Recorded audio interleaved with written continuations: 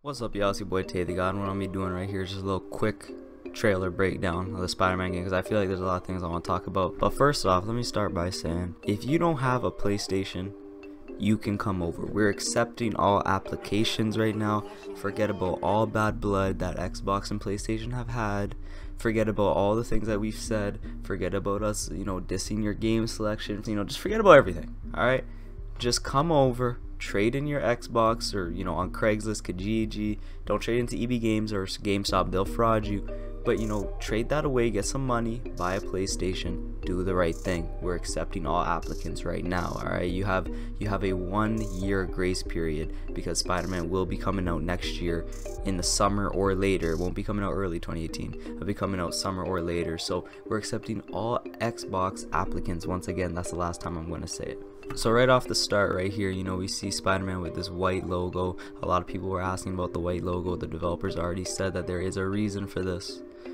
There's a reason for the whole outfit. It's probably going to have to do with the storyline. I'm not 100% sure what that means, but he said there is a reason for the white logo instead of just the classic black. So he web slings up here into this Fisk Corporation building, which is Fisk, of course, Wilson Fisk, Kingpin. And these guys right here are these goons for this gang called the Demons, which is run by Mr. Negative. A lot of y'all might not know who Mr. Negative is. He's just he's just a villain in Spider-Man's universe, but he's kind of like Electro, I guess. So right here we see a little bit of that stealth gameplay, a clean takedown. Perch, L2, R2, that's where we aim, and we could jump up on here. A web strike takedown. Perch takedown. So you see there's a lot of different interactables that we could do. This is obviously a web strike takedown, and I really like how you just hang them out there in that cocoon. But this right here was the craziest part of the whole thing for me, because we all know Peter Parker is a boy genius. He's very smart. He's a young freaking scientist. He has his little web slinger gadgets and this and that, you know what I mean? So right here, to see that we actually get to use gadgets in the game is great. I'm very happy about that. So you see him running over here. We slow down time. We use the gadget on the wall, and whoop, come here, boy. That was really cool. I was really excited to see that. Also, right here, we got a little interactable. You know what I mean? Spider-Man, of course, is again very smart. He uses the environmental line in like the movies and the comics and stuff. Obviously, it's not just hand-to-hand combat for him. So we've actually got to see a lot of interactables in the environment. That's really cool. So as you see right here in the top left, this actually changed. So of course, it's for the trailer. It just changed by itself. But what I'm assuming is maybe with the D-pad or something, or maybe we might have to go to the menu. I don't know. But we could actually switch what gadget we want to use and stuff. That would be very cool. Over here, got another interactable. There's an interactable over here around the corner. Now the combat in like this group situation seems a little bit like Arkham Knight, Arkham Asylum, or whatever. And personally, I never really liked those games because I found it was way too easy. Just counter, attack, attack, attack, counter, attack, attack, attack. You know what I mean? But this, the developer said that they want to do something completely different with the combat. They have such a wide range of stuff they could do, especially having Spider-Man. And it's going to be real cool. We get to slow down time, which is cool. But what I don't like is that, we still get the press circle to dodge prompt and they go red. Hopefully we could turn that off, because for me, I think that just makes it a little too easy. I would like a little bit of challenge in the combat. But just at least the way it looks really cool. Of course, we got our active finisher. The finishers look awesome. They look really cinematic. A lot of flipping around, web slinging. This is really cool. So right here we got a badass takedown. That was really sick. We get to use this environment to take out all three. That looks really cool. And right here, I really like how Spider-Man's not killing a guy. Spider-Man doesn't really kill people, much like Batman. He just kept him in instead of just kicking him off the edge. I know a lot of you guys will be kicking him off the edge and letting him fall. But right here we got a little, not a boss fight, but a little mini boss. A tank coming in. Of course, like all video games, the heavy guys, you can't web sling him. He's gonna break out. You're not gonna do much damage to him with melees. So what you're gonna have to do is you're gonna have to dodge his attacks. Of course, when he gets tired, then you go in for the kill. And this finisher was freaking amazing. Very cinematic, very cool looking. Boom! God damn, that was sick. So right here, this is our villain, Mr. Negative. Now, in the end, I'll talk about my little theory that has to do with the story. I think it's very plausible, but we'll see. This is Mr. Negative, the bad guy. So now, like I was saying on my stream, you know, Spider-Man video games have never really been able to capture that high octane, that, you know, adrenaline paced feel that Spider-Man movies do, and the shows and the comics, of course. And it's because, you know, you can't really script that in game and let the player control and stuff. It's usually all just cinematics. But with QuickTime events, that's really the only way we will be able to do it.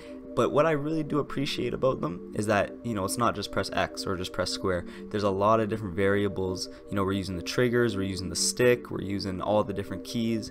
So I really like, and also you gotta hit it right at the right time. What I do hope though is that if you don't get it, you get a second chance. You see later on that you do get a second chance. But for example, like this right here, if you don't hit it in the right time, I really hope it doesn't just fall and then you get to try again. You know, I hope there's a couple variables in terms of the QuickTime events and how you would mess up and stuff.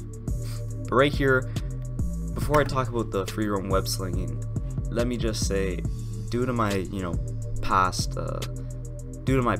with Spider-Man games, when I seen he turns this corner, multiple things broke down in my head. I said, first off, he's gonna turn this corner and he's gonna hit the wall, because he's going right at the wall, and this is a gameplay demo, so that won't look too good. So I don't know what's gonna happen here, because in past Spider-Man games, if you're web slinging and you hit that wall, you just stick to it. Or, you know, I think later in the later iterations of Spider-Man games, you go across the wall, but you really slowed down. But right here, oh, the way he slides, this was clean.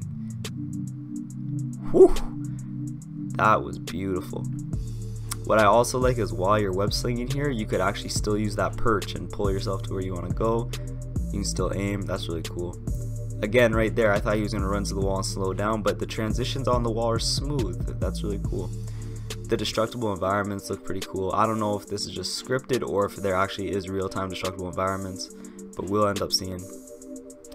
The web slinging is physics-based, as you can see. He is web slinging onto the buildings. You know, it's not like them old Spider-Mans. I know a lot of y'all might be saying, well, of course he's web slinging onto buildings. What do you mean? Bro, if y'all are too young or y'all just have never played those old Spider-Mans, like Spider-Man 1, 2, maybe, I think 3 had web slinging physics, but you were just web slinging in the air, bro. You were literally just web slinging straight up into the clouds, and you would just keep going.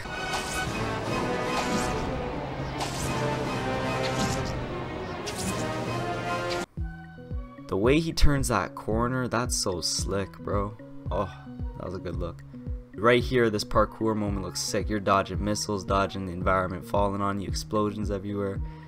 As long as the FPS keeps up in this moment, I think that this is sick. So right here's what I was talking about. He actually fails the QuickTime event to dodge that, but he presses triangle and he could re-up. So, you know, maybe it won't be a one and done type thing. And this part was just awesome. This part was just awesome. Right here, as you see, the QuickTime events are getting a little harder. You gotta aim the stick into the circle in time and then press R1. That'd be cool. Hopefully there's a difficulty level, because, you know, QTEs are always a little too easy. I would love it if they had a difficulty, you know, slider, and the QuickTime events actually became harder as we turn that up. So as you see right here, it is confirmed, you know, we do have the web slinging actions. It's not Tobey Maguire Peter where, you know, he can just randomly shoot, you know, webs out of his arm.